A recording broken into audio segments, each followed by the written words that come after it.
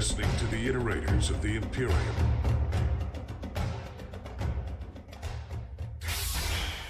Hi, I'm MEZ, and I'm here with my lovely co-host, Ryan, and you're listening to Season 3 of the Iterators of the Imperium podcast, the podcast in which Ryan is the expert on Warhammer 40K, and I am the noob, trying to learn about the Warhammer universe. And as you guys can see, we actually now have a virtual studio. And I know we are in mid-season, and I've been saying this all the time, but I still want to emphasize it if people just joined this podcast. And yeah, you can watch it on both YouTube and on Spotify, so that is lovely. But yes, let's just get into the meat of the story. So Ryan, what are we talking about today? Or should I say, who are we talking about today? Because there's only 2 people left of the loyalist Primarchs that we're talking about, right? Yes, that is correct. That is a good question. But you did have this bit you wanted to do first. Would you like to introduce the concept to this? Because I've just realised I forgot to bring it in midway. So we're into this. So you got to try to explain what this nonsense is about. Well, essentially in the last podcast we did, the last episode, we came across the both of us liking the fact that essentially everything you take, every word you take in the dictionary is cool if you just put space in front of it. So space wolves or, space militarium, like whatever you say, right? If you just take the most random thing and just put space from it. This, for example, I was just in IKEA. Let me actually turn on the lights here for you guys so you can see. That's lovely stuff. If I were to buy this, right, this cost me like $2. If it was a space light, I would literally pay $10 for it. Space lights. Let's go. It's actually scented as well. It smells like a vanilla. So, I'm going to be having a good mood today. But yeah, we found a random word. I'm blabbering right now. You are a little bit, yeah. I feel like you weren't very prepared to explain your own concept here. Oh, that's quite all right. I hope people like this. So, what we're going to do now, right off the bat, before we get into the meat of the story, is we have a random word generator. And Ryan could just plug in, let's just say 5 words into it. And he could do that on the screen right now. And then we have to put space in front of it and see what it comes up with. So, you go ahead, Ryan.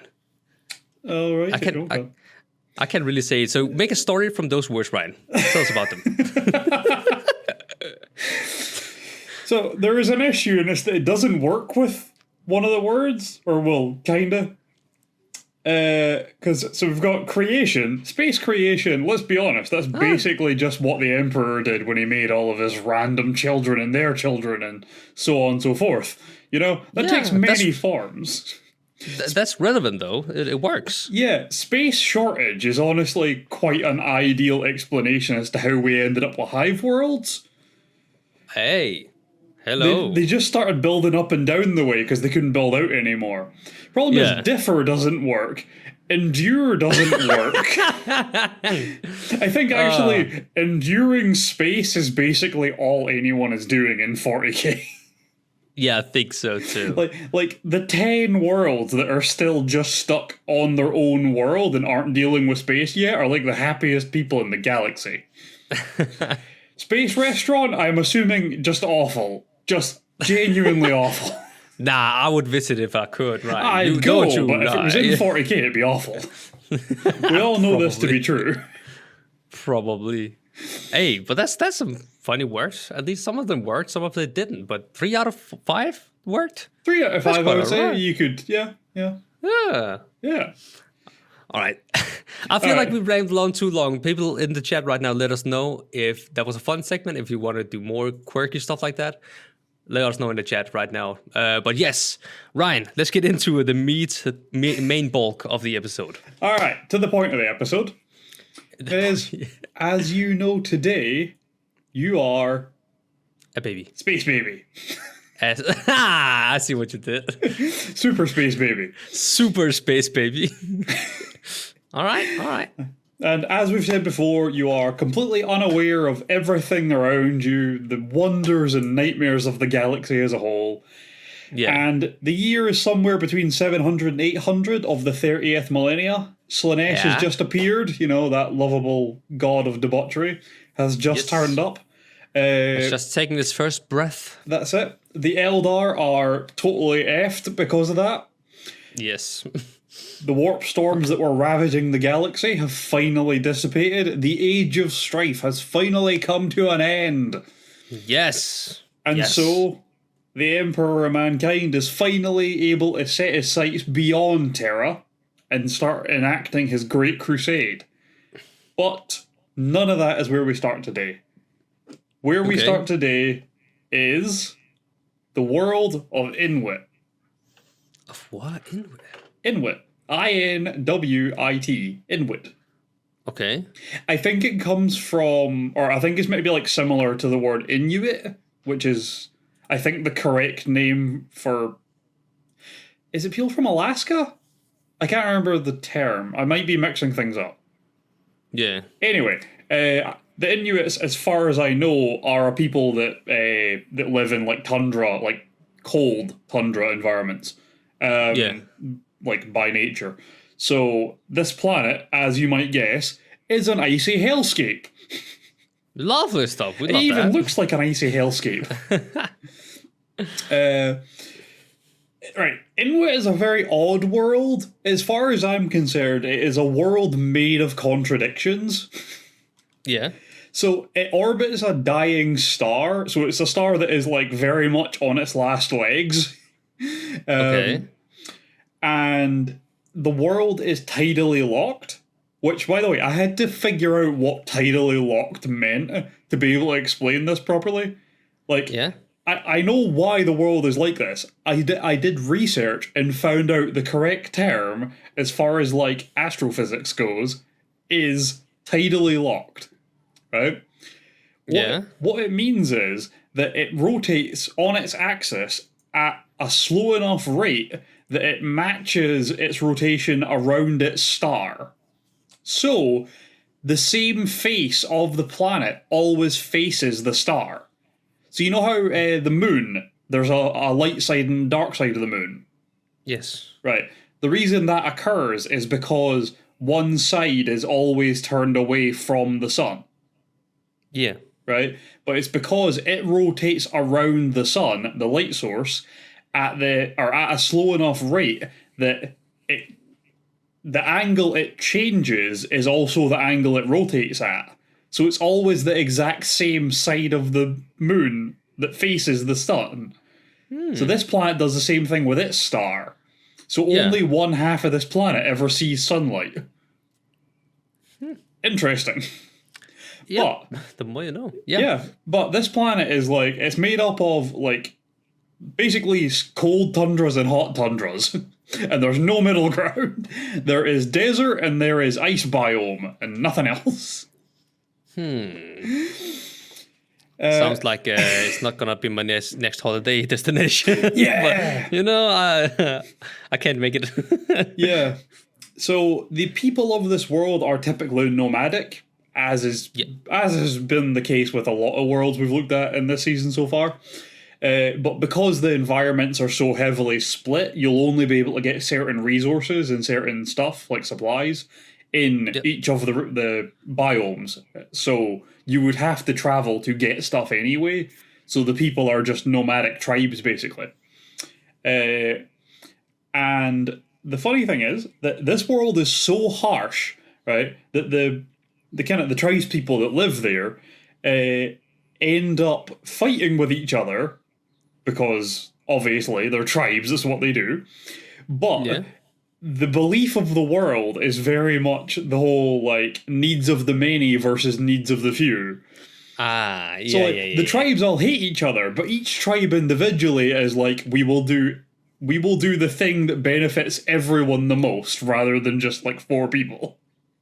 Yeah. Which is a very oddly contradictory state of being. The technological state of this world is vastly questionable. Yeah. Right. So, right. The people, or this world as itself and the people on it, would make you think that the Inuit is like very old school in technology, right? Like old school feudal kind of technology.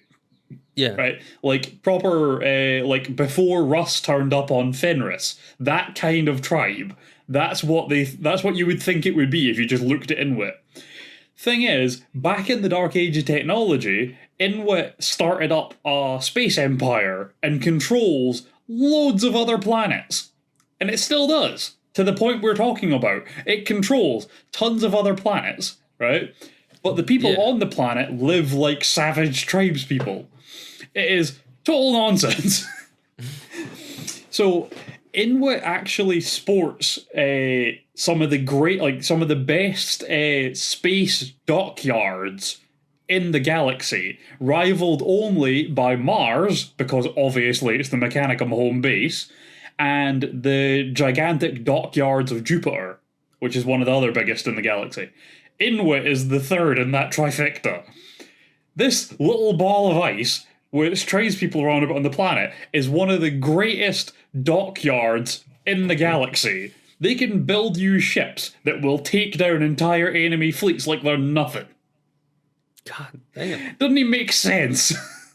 No. It's like the Amish fixing your car for you. It doesn't make sense. They'll do it, but you'll be confused the whole time.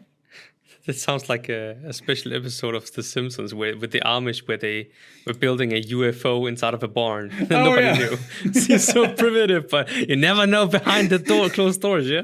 It does make sense, no? Yeah, but that's what this was. It's a very odd world. Yeah, it sounds like it. And to go further into it, because all the oceans of this world are like buried under ice, there's like no life in them. And what life there is above ground is like the life on Fenris, like the giant wolves and stuff that will eat you. So the whole planet kind of sucks, and like there's no real mass of resources worth having. It's a very confusing world. It really seems like a pointless place to be if it wasn't for the giant galactic dockyard above it. And the fact that it somehow owns tons of other planets. Yeah. Or rules tons of other planets, I should say. I'll be honest with you, I'm very unclear on who ruled these planets. Because the planet has an empire. There is an empire of Inuit, right? So this planet is the ruling body of a bunch of other planets. But I couldn't find any reference for who the hell actually runs this planet. It seems to just be a bunch of nomadic tribes. So I don't know if they had like a council, like the elder from each tribe is like, they meet up once in a while and make decisions on stuff, or if one guy happened to like oversee the whole thing, or what. I have no idea. It's not a well documented planet, I'll be honest, especially for how important it is. But all that aside, this is the planet you landed on. This icy ball of crap. I mean, from an outside perspective here, if I don't have to go there, that's pretty. Like, I would like to look at it. Yeah. It's quite pretty, but... If I can look at it from the amazing Dark Ages technology dockyard, that's fine. I just don't want to be on that planet. Yeah, you got a point here. Yeah. Yeah, I would hate that. Like a lot of the other Primarchs, your story is not really written down anywhere, so it's hard to get to grips with. So it's kind of a loose, vague version of a storyline, right? Bear with me, I've done my best here, right? This is like one of the least documented Primarchs. But bear with me, right? Oh. Wait, the two we have left of the Loyalist Primarchs, is that not, I believe it's a Vulcan and Rogal Dorn, right? Yes. Yeah. Okay. All right. Right. Let's do this. So, yes, you land on this icy ball of crap. You are found by one of the tribes, as you would expect. You are taken into the tribe. You are raised as a member of the tribe. Right? Now, people on Inuit have to learn to fight and survive when they're really young, because otherwise you just don't survive. Right? Yeah. And that's exactly what you did. You learned to fight and you learned to survive. Because you are an absolute unit of a baby. Of course. Of all the people in your tribe, the one you bonded with the most was your grandfather, who happened to be the leader of the tribe. Right? This old man taught you strategy, tactics, and diplomacy, while the rest of the tribe and stuff like that taught you how to fight and how to do survival stuff, how to get food, things like that. Right? Yeah. Cool. No bother. We're settled on that one. Right. So, as the years go by, you spend loads of your time looking up at the sky over Inuit. Right? There's many nights you spend looking into the sky over this planet. Because there is an enormous space station in orbit above the planet. And you are enamored with it. You want this space station. You want to go explore it. Because it's fucking gigantic. Right? Yeah. This thing is the size of a small moon. And it is shaped like a star. So it'll shine in the void. Right? Huh. You are obsessed with it. You're like, I'm gonna explore this fucker one day. That's what you dreamed about as a kid. Right? Okay, yeah. And one day, it would be yours. Now, Ooh. it was part of this tribe that you were in, under your grandfather's tutelage, with these great dreams in mind, that you grew up to be the man that you would. Now, don't get me wrong, you knew your grandfather wasn't actually your grandfather. Just like Gilliman, you realised that, you were 4 feet taller than everyone else, and other people were babies for more than, 3 days, and you were obviously, 5 feet wider than everyone else, massively more powerful, and basically just not a normal human, right? You knew, you weren't stupid. Right? Wait, don't forget that they're 1,000 times stronger. Well, yeah, there's obviously that, too. Yeah, because you are an absolute unit. I'm a super baby. Yeah, but this man had devoted himself to you and to the tribe, and in return you had done the same. There's a quote I absolutely love for this kind of thing. It's by Richard Bach. He was an old American writer back in the 60s, 50s, something like that. The quote is, "The bond that links your true family is not one of blood, but one of respect and joy in each other's lives." I like to think that's what you had with a granddad. Oh, I like that. Yeah, you knew it wasn't a blood relation, but yeah, you know what I mean. So, this guy meant a lot to you. Yeah. Unfortunately, the next important part that goes on is he dies. Oh, well. So he passed away. Right? There is no great story written about it, so we're gonna just pleasantly hope that he passed away of old age in his sleep. Yeah, natural causes and not the typical. Yeah, because there's no story about you going to war because your granddad died. No, so we're just going to pretend this once, out of ignorance, that it was a delightful way to die. Well, right, ignorance is bliss. That's it. What they say. So we're going to embrace that for a minute here. Granddad had a lovely passing. It was very elegant. Everyone was happy, except for... Yes. Well, even him. He was happy too. He died, so... Yeah, he was cool with it. I don't know. So, after he passed away, though, by this point, you were a grown man. Right? You were a very capable young man, but you were a grown man. And you became the new leader of your tribe. Yep. And so, you were the new leader of the tribe of Dorn. And so you were Rogal Dorn. Rogal Dorn. Hey, I had a feeling that was him because... Vulcan is all salamander and all that kind of jazz, and I haven't heard that one, so I was like, yes, I know this is... I haven't heard a dragon yet, so... No. So here you are, young Rogal Dorn, the absolute unit himself. I'm actually annoyed, because the time we actually know who it was, and I could have a guess, you didn't let me guess it right. Shit. Well, I'm sorry. That's fine. So things moved quite quickly on from this point when you ended up in charge of the tribe, because again, there isn't really a story about how it happened, but you went very quickly from controlling your tribe to controlling the entire planet to controlling the Empire of Inuit. Okay. Over a course of 20 years at max, you went from being nobody to tribe leader to planet leader to emperor of your own empire. Well. And there is no documentation about how any of that occurred. I assume arm wrestling, because look at the guns on that guy. Holy shit. Right? Absolute unit. I mean, nobody dared to say otherwise. He just went and said, "Look, I am your boss now." And they said, "Yes, I am in charge." Yes, you are. Yeah. Of course, sir. Anything you say, Big Daddy Dorn. I didn't like that, but He does, though, and we're not going to argue with him. I probably does. Yeah. So, once in control of this massive, star system spanning empire, or intergalactic empire is the actual correct term. No, it's not intergalactic because it's not between two galaxies. What am I talking about? Sorry. Anyway, star system spanning empire. And obviously, controlled all the subsidiary worlds under Inuit. Yep. You then set about boarding the massive space station that orbited the planet and gradually reactivating all of its dormant systems. Now, interestingly, there is actually a bit of question about that ship, right? Yeah. Because there's been 2 documentations about where it came from.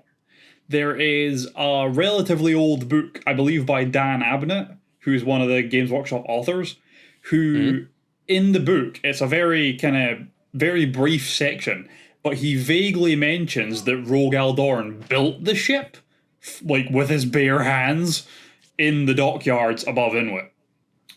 But there has been more recent writing on the topic, which expanded on it in a lot more detail, which explains that it was already there. He just rediscovered it. It had been left dormant. So that's the one I'm going with for the sake of storytelling. All right, because that's the most recent one, right? Yes, so it's also a more They were actively trying to talk about that, so it seems like it's correct. Whereas the other one, it was mentioned in passing, so it seems like it was just, I need to write something here, and we have no actual story for it. This'll do. Yeah. You know what I mean? It's very on character to say that Dorn built it, so it makes perfect sense. But if later on down the line they've went, oh, actually, then it makes we then want to follow that. A little bit minor retcon there. So, because it seems like this massive ship came from the Dark Age of technology. Like it's an ancient, long-lost relic of it that was just abandoned here. It was probably built and then had never actually went into action during the Dark Age. So it was just left after that, because they didn't know how to reactivate anymore. That's more likely than anything what occurred with it. And so you gradually got all the systems back online until you had yourself a gigantic flagship, the Phalanx. Yeah.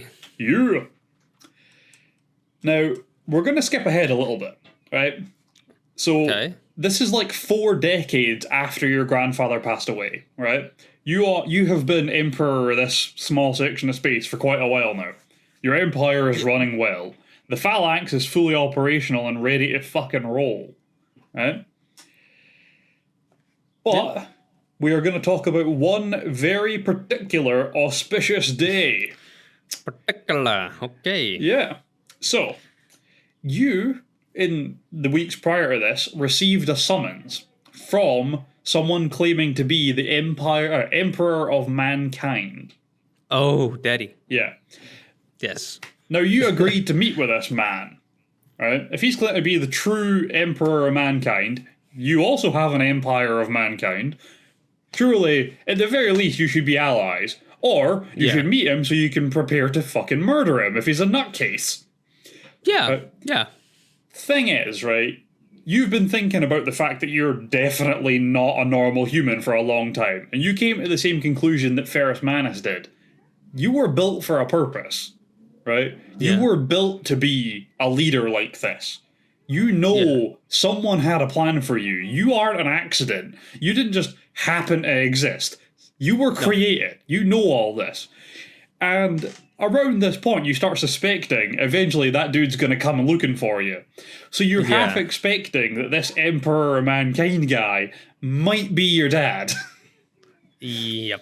Yeah. He tries to put 2 and 2 together, essentially, right? Yeah, you've kind of got some suspicions. You're like, look, I'll probably know when I see him, but there's a chance, right? Like, I'm not going to be surprised if it occurs, so I'll be prepared just in case. But you were equally prepared to turn the guns of the Phalanx on him and nuke him into next week 100%. if he turned out to just be a nutcase. 100%. If he turns up with one too many ships, he's going to be leaving with absolutely sod all. Just a bunch of space ash. I believe there's only like 4 ships that have ever survived the Phalanx turning its guns on them, and one of them is the Phalanx itself. Ah. Well, do you remember in the 13th Black Crusade, the Phalanx was involved? It turned up at Cadia once everything was going to shit, and kind of saved the day a bit. Yeah. Before that, the reason it was trying to go back to Earth to begin with was to get repairs, because it got infected by a chaos virus and had to turn its own guns on itself to get rid of it. Yeah, fun times. I just want you to know, 13th Black Crusade was going on. There were 2 Blackstone fortresses and basically every chaos troop that Abaddon the Despoiler could get together, right? And then the Phalanx turned up, half destroyed, and with like 400 newly blooded Marines on it who barely knew how to work the thing, right? That's what rocked up as backup, and it still saved the day. That tells you how much of a force the Phalanx actually is. Yeah. If that thing was fully manned and fully functional, the Black Crusade would not have occurred. Like, it would have rocked up halfway through and just wiped the floor with everything. It would have optionally destroyed Cadia just to kill Abaddon and everyone else on the planet. Anyway, all that aside, we're moving on. So, alright. On this day, the Emperor rocks up. His ship boards with the Phalanx, or boards into the Phalanx, because it can hold many, many frigates, which are quite large vessels. So the Emperor's ship rocks up onto the Phalanx, and he meets you at the helm of your massive flagship. Mainly because it makes you look more intimidating. He meets you with a troop of his guards. So here stands before you the 14-foot-tall demigod himself, clad in gold armor. In gold armor, yes. The gold armor. And with him are a squad of his Astartes in yellow armor. I believe it was yellow Terminator plate, but it could have just been yellow power armor. Regardless. And he explains the deal. He explains who he is, what you are, and what you were built for, what the moving forward plan is. Thing is, you had kind of suspected who he was and what you were kind of made for. And when you saw him, you obviously clocked, oh, this is Dad, right? Yeah. So you were on board from step 1, right? You knew this was going on. So you bent the knee, accepted his proposal quite happily. And again, you've been thinking about this for a while, especially since you'd heard from him and what was going on. You'd done a bit of research. So you offered him 2 gifts. You offered him your empire to be part of the Imperium of Man as a whole, to, roll all into one. Yeah. And you offered him the Phalanx to use as a flagship. Oh, that's big. That is a big deal. But the Emperor accepted your proposal on the count of taking over your empire and rolling it into the Imperium as a whole. Yeah. He refused your proposal to take the Phalanx. Instead, he suggested you take it and use it as the fortress monastery for your legion, the 7th Legion. Now, there is no officially documented name for this legion before you took over. Okay. What that could mean is that the name is unknown prior to your taking over, or that you didn't rename it, and that it was always called the Imperial Fists. Fists, yeah. So, it could have always been the Imperial Fists. But there are some informal names that are used for them. So you know how, like, the Space Wolves are technically actually the Vulca Fenrica, but then are technically officially known as the Space Wolves to the Greater Imperium, and are still sometimes referred to as the Rout, which was their official name before they became the Space Wolves with Russ.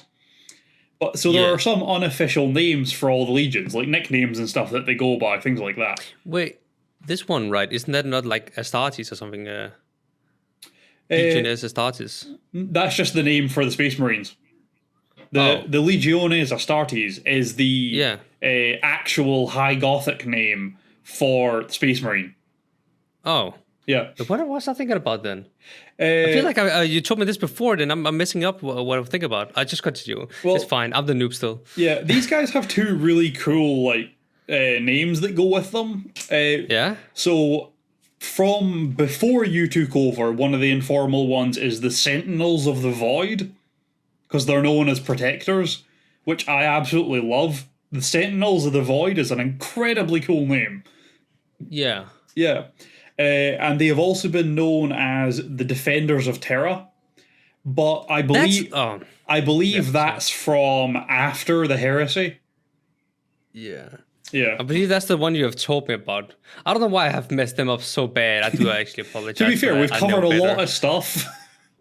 There's a lot to think about, like, especially since I'm still a noob, right? Yeah. Because Warhammer is just so big. Yeah. It's actually insane. There's so much to it. So I do apologize, however, still, I should have known better, but...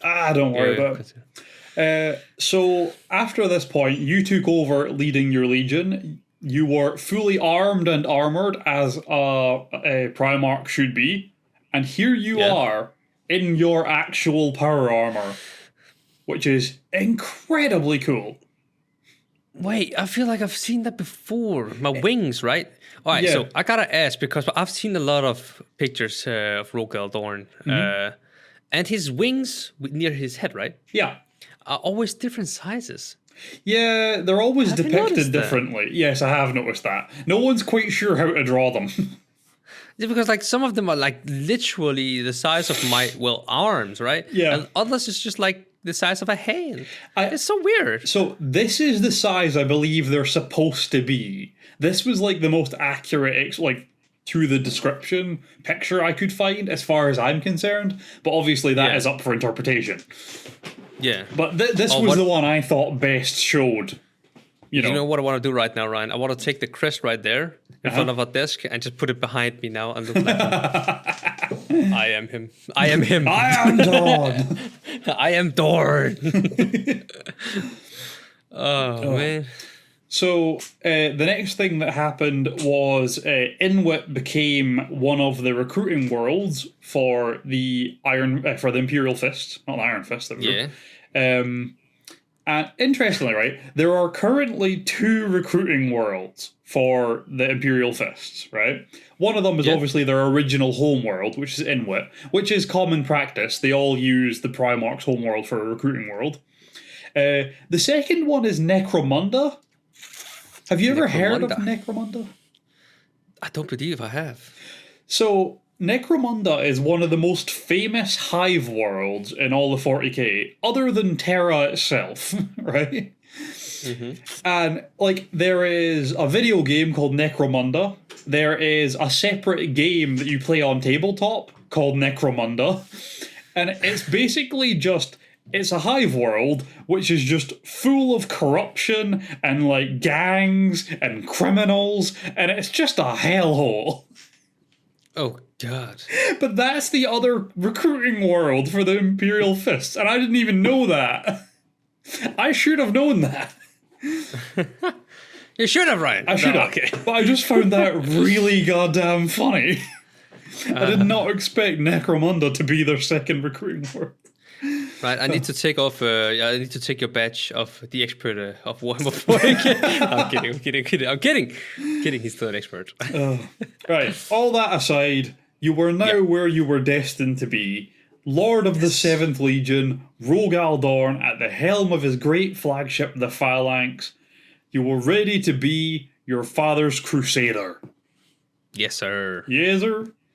Yes, sir. For the record, right, I want to tell you something interesting about Inwit, right? There are a few people that come from Inwit that are really important people, and it's strange because it's such a weirdo middle of nowhere nothing planet. It doesn't seem like it should have important people coming from it. A Primarch you accept because that's a Primarch. They can come from anywhere because that's their entire gimmick. But there is someone called Violetta Roscavla, right? Which is a really weird name, right? But she is in the current day, she is the current master of the Administratum, right? So she's one of the High Lords of Terra. Remember the whole Gauge Vandire thing with the religious nonsense? So he was the leader, he was the High Lord for the religious side, and then he basically staged a coup and became the master of the Administratum as well. And that gave him power over everything. So Violetta Roscavla, a native to Inuit rather than Terra, is the current High Lord of the Administratum, which is really cool because you wouldn't expect someone who ends up as a High Lord of Terra to come from one of these random planets that's not Terra.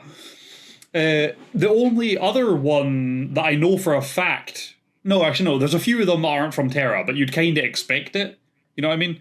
So, like, the leader of Mars is, by definition, a High Lord of Terra. So the current Forge Master General... what's his name? It's hilarious. Udia Raskian.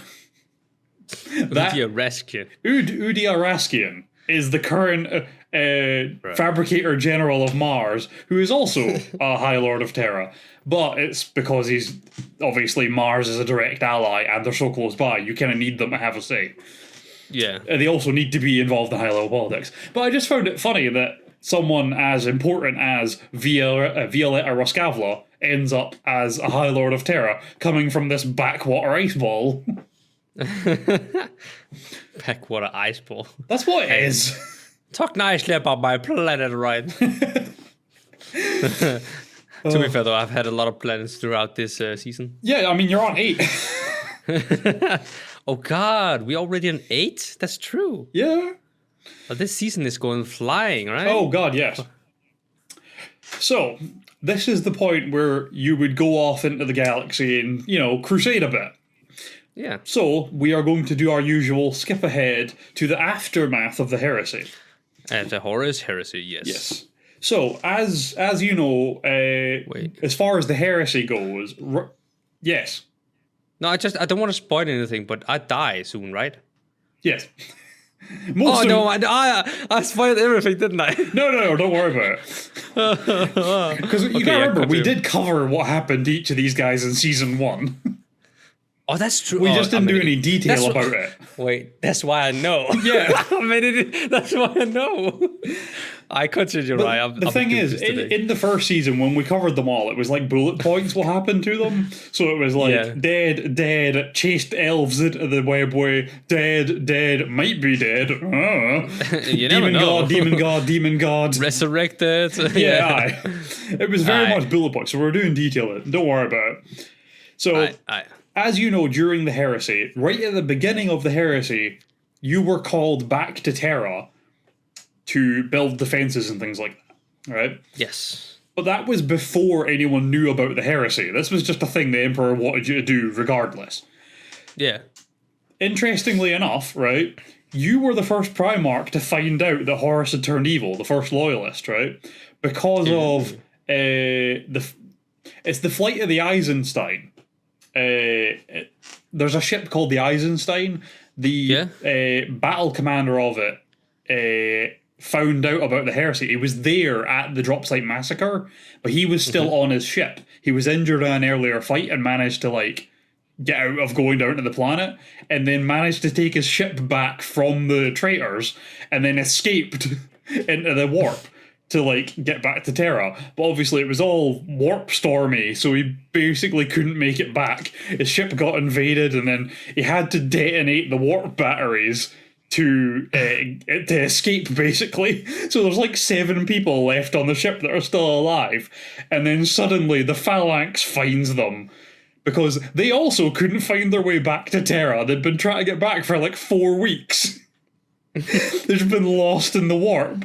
But then when your battery detonated, they saw the flash like a beacon and were like, fuck it, go to that. We don't have anything else to go to. Yeah. I remember that, So they picked you up, and as they picked up the commander of this ship. And as the commander, he was able to talk to Dorn. And when he explained what Horus had done, Dorn punched him in the face and almost killed him. just for the insult of even suggesting his brother could do that. I remember that. I remember this. We talked about this before. Nathaniel Garrow. That was it. No, it wasn't Garrow. Yeah. Was it Garrow? I think it was. Yeah, I believe it was Nathaniel Garrow. Maybe I'm mixing people up. Oh, I had to do that as well. Yeah, I might be mixing people up. Oh, yeah. No, sorry. Yes, I was mixing up, but not actually mixing up Gaviel Loken and Nathaniel Garrow. It was Nathaniel Garrow that did all that. He was the captain or the battle commander of the Eisenstein. Gaviel Loken's a different guy. He was one of Horus's dudes that didn't turn evil. Because Garrow then is tasked with, after they find out like that it is true and everything like that, Malkador the Sigillite tasks him with forming the Grey Knights. So he was the first Grey Knight. Interestingly enough, because of his loyalty, the fact that he could not be corrupted, he would not be a traitor. So he was the perfect man to begin the formation of the Grey Knights. Yeah. Yeah. I like that. He also survived getting punched in the face by that guy. So obviously he's got something going for him. Yeah, that's not anybody who takes a punch from. Yeah, it was like fully. It was in that armor as well. Like the guy could have punched a hole through a tank, and he just punched Garrow in the face, and he took it like a champ. I mean, take it like a champ. I reckon it's not like in military, like, thank you, sir, can I have another one? you don't ask for seconds. Yeah. Let me tell you that. You don't ask for seconds. But yeah. Right, anyway, so Dorny Boy here goes back to Terra right at the start of the whole heresy thing, starts building defences around the palace. Genuinely, he was like knocking down hive spires full of housing and stuff to build more walls. Yeah. He was not giving a fuck. Bulldoze the buildings, I'll build walls. That was it. He did not care. He was building whatever the fuck he wanted. And that's exactly what you did. You spent God knows how long building them, right up until the siege. During the siege, you were the first ever Lord Commander of the Imperium of Man, standing in for the Emperor, because you were leading the defences through the entire siege. You were the one telling Jagatai Khan and Sanguinius not to run out and get killed. You just spent the entire time trying to rope them back into the palace so they didn't get murdered.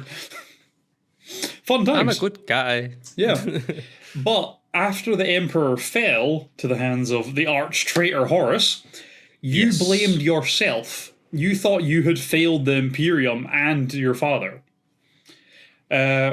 Which was a pretty big deal. You were kind of grief-stricken about the whole thing and blamed yourself heavily.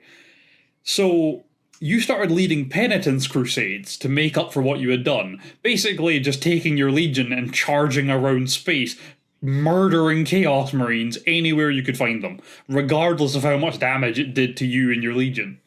Yeah. You were just like, we have to just keep fighting. It's the only way we can make up for what we did. Yeah. Which you did for long enough that you eventually got called back to Terra by Big Bro Rabute, because he had taken over as Lord Commander of the Imperium. And this was the reason he called you back is because he was instating the Codex Astartes and was splitting up the legions. Now, you fully agreed with what he said. You were 100% on board. Thing is, your kids weren't. Your legion didn't want to be split up. They were too loyal. They were like, absolutely fucking not. We're not going to pretend we don't follow you.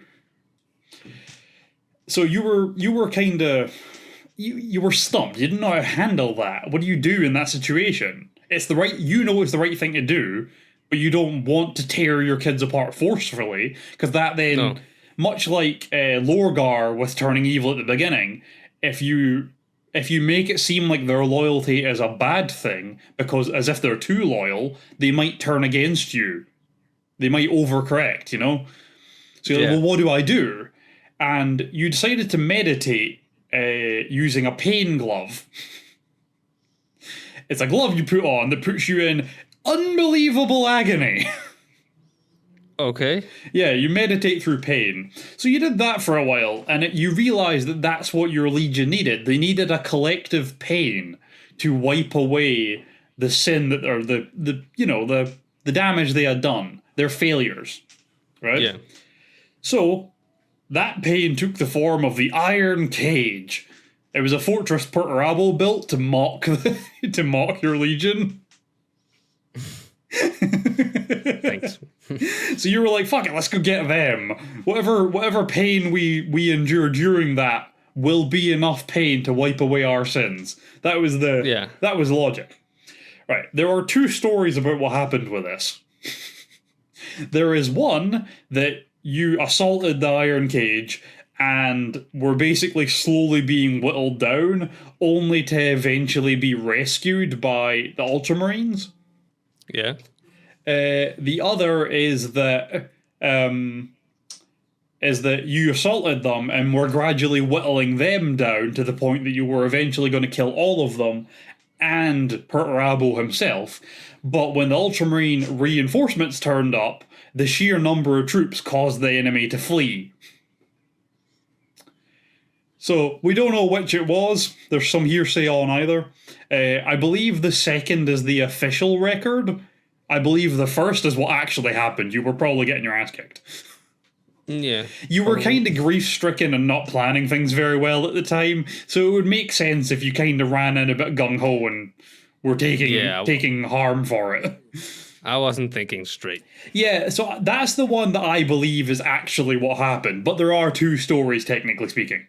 But the outcome was about the same. Your legion took heavy losses, and the Ultramarines came in, and then the bad guys went away, and, then you came back. So, after this, you were able to finally get your legion to play ball and split up into chapters.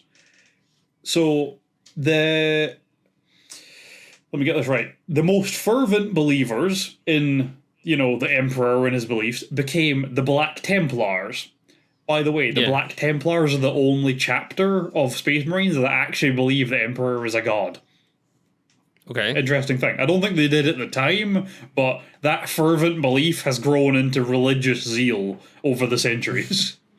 So, and hating mutants and psychers. They're very much the witch hunters of the 40th millennia. They are. Yeah. So yeah, there's that. The newest and youngest became the Crimson Fists. And your most loyal troops became, or stayed, I should say, but now as a chapter, the Imperial Fists, with you as their leader. So, from that point on, you were split up with your sons. So, all the chapters were split up among the stars, all with their own home bases, doing their own thing. And the Imperial Fist chapter maintained the Phalanx as their home base. Unfortunately, it was now almost worthless because it was built for the size of a legion, basically. You needed a legion to use it. 1,000 guys really ain't enough to work the whole thing. So a lot of it ended up being in a state of disrepair as time went on, which is not great. Yeah. But we now skip ahead a few years, right? Okay. You are leading assaults on Chaos fleets, right? And this particular time that we're looking to discuss right now, you lead an assault on a Chaos fleet which is technically a Black Crusade. It's not one of Abaddon's one, so it's not one of the 13, but it is technically a Black Crusade. Okay. So, this particular time, you assault a ship or a flagship within this crusading fleet called the Sword of Sacrilege. This is a despoiler class ship, so it's a fucking big ship. But your goal was to do hit and run tactics so that they couldn't get prepared to actually fight you properly. Yeah. And eventually you got in your head it was a good idea to board the flagship and go murder whoever was in charge of it, thinking that'd just throw the whole fleet into disarray. You're probably right. So you and a squad of your most hardened veterans board this flagship and head for the bridge to take out the leaders and the control staff. And then shortly behind you, more of your troops follow up. So they also do boarding actions and fight their way to the bridge. But obviously they land in slightly different places, so there's more stuff to fight, stuff like that. Yeah. When they arrive on the bridge after you, all they find is destruction and your left hand. My what? My left hand? Your left hand. Just separated from your body, lying on the floor. Nice. Yeah. I guess. And that was the last anyone ever saw of you. And since that day, you've been missing, but your left hand has been enshrined in a stasis field, and the only people that ever go anywhere near it, really, are the chapter masters of the Imperial Fists, and everyone after them, obviously, all the subsequent chapter masters, because they engrave their names into the hand, into different bones of the hand. Oh. Yeah. And you have never been seen since. So no one actually knows what happened to you. So technically, I might not be dead. Yeah, you're just one-handed somewhere. Yeah. I mean, I think for me being a Primarch, one hand, I could live without that, right? Surely. You'd probably just find a way to attach a gun to the stump. Oh, yeah. Probably. Depending on which Primarch it is, right? They might see it as an upgrade. Yeah, let's be honest. Horus just had a big claw gauntlet on one hand. I'm pretty sure he didn't need the hand for the claw. Yeah. Alright. Yeah, half them walk around with like a big ass sword in one hand anyway. Just get like a big sword gauntlet instead and just mount it. Be fine. Horus had a mace and a claw. You could replace a hand with a mace or a claw and see no difference in your effectiveness in combat. Yes. So I feel like Dorn would have just done the same thing. He's going to come back with a big gold claw just to mock Horus. That would be nice. But hey, imagine when you sleep, and you lay on your hand. No, You wake up with an itchy face, just shave your own eyebrows off by accident. And now you miss both your hands, huh? I rolled over in my sleep and I've only got one arm. You heard the term, I'm gonna rip you a new one. Yeah, I did that to myself last night. Oh, shit. Well, that is the story, as best we can tell, of Rogal Dorn. Hey, let's go. Yeah. Yeah. Yeah. All right, do you want to do the tier list? Yes. Sorry, this isn't lined up quite right. Let me...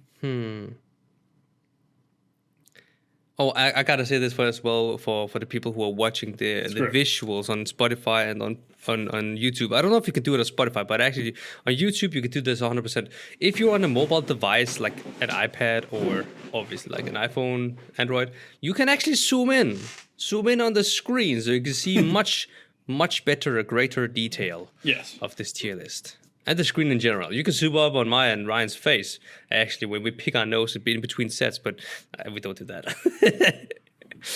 Yeah. All right, I cannot clearly see. Where is he? Here? He is third in B tier, so he's right in the middle of B. Wait, who's behind him?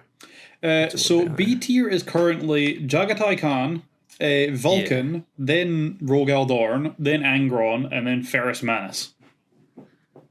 I gotta put Rogal Dorn behind Ferrus Manus. Yeah? Yeah, I think so.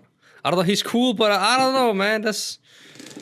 I don't know. If he maybe come back at some point, because now he's not dead. Like, we're not confirmed dead, at least, right? Yeah. He might change his mind, but I don't know. This might be a controversial one, is it? I would think it is. A lot of people really like Dorn, because he's kind of like Gilliman in the way of being, like, really professional, really efficient, really effective, and also an incredible leader, except for the fact that he kind of has a bit of a rebellious streak. Like, Gilliman's kind of too much of a good guy, but you know what? Like like alignments in D&D, right? Gilliman would be like lawful good, but Dorn would be like neutral good. So like he's doing good things, but he's doing them like with his own code of morals. So stuff like that's actually true. Stuff like he obviously agreed to split up his legion into chapters. But he also instated the Last Wall Protocol, which was that you all have to constantly stay in touch in case you're called upon to defend Terra, in which case the Last Wall Protocol is activated and every one of you form back into a legion, because fuck the Codex Astartes, Terra is what matters. You know what I mean? After you say that, I feel like I can't put him down anymore. Yeah. He has to either stay or go up once, I think, maybe.